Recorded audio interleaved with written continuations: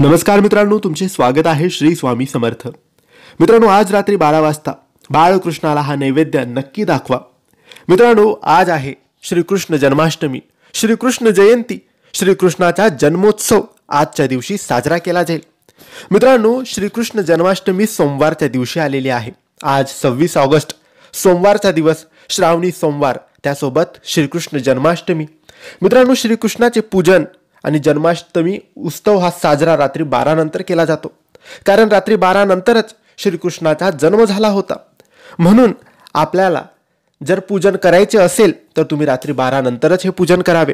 भरपूर लोक पाळण्यामध्ये श्रीकृष्णाला बसवतात आणि रात्री 12 नंतर शुभ मुहूर्तावर तो पाळणा हलवला जातो, श्रीकृष्णाला नैवेद्य दाखवला जातो आणि रात्री 12 पर्यंत भजन केले जाते.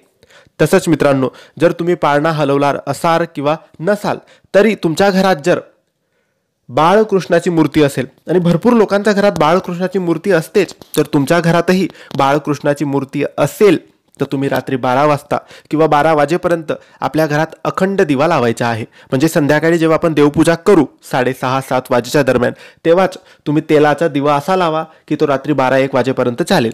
हा अखंड दिवा लावा आणि रात्री 12 पर्यंत झोपू नका, बसून राहा, श्रीकृष्णाचे स्मरण करत राहा. कारण झोपेतून उठून जर आपण हे करणार असू तर मग याचं काही महत्त्व राहत नाही. म्हणून 12 वाजेपर्यंत जागे राहा. 12 वाजले की एक अगरबत्ती लावा. दिवा विझला असेल किंवा दिवा लावला नसेल तर पुन्हा दिवा लावा. त्यानंतर तुम्ही श्रीकृष्णाला हा नैवेद्य दाखवायचा आहे, म्हणजे बाळकृष्णाच्या मूर्तीसमोर हा नैवेद्य दाखवायचा आहे. हा नैवेद्य म्हणजेच तुम्हाला एका वाटीत, छोट्या वाटीत दूध घ्यायचं आहे आणि एका वाटीत लोणी घ्यायची आहे.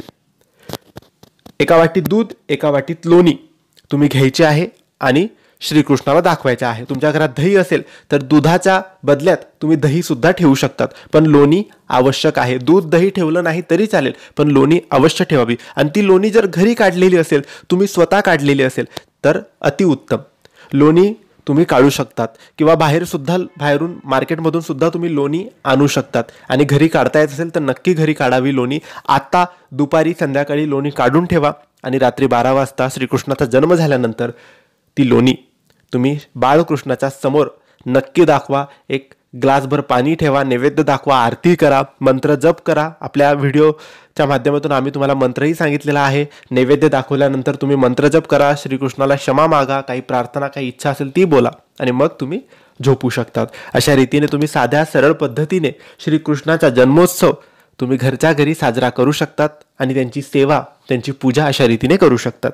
नक्की विसरू नका, दही किंवा दूध आणि लोणी आवश्यक आहे. लोणीचा नैवेद्य नक्की वाटीभर दाखवा. ही लोणी तुम्ही स्वतः घरी काढा किंवा बाहेरून आणा. तर मित्रांनो, तुम्हाला माहिती आवडली असेल तर लाईक आणि शेअर करा. काही प्रश्न असतील तर कमेंट्सद्वारे विचारा. आमच्या चॅनलला सबस्क्राईब करायला विसरू नका. धन्यवाद. श्री स्वामी समर्थ.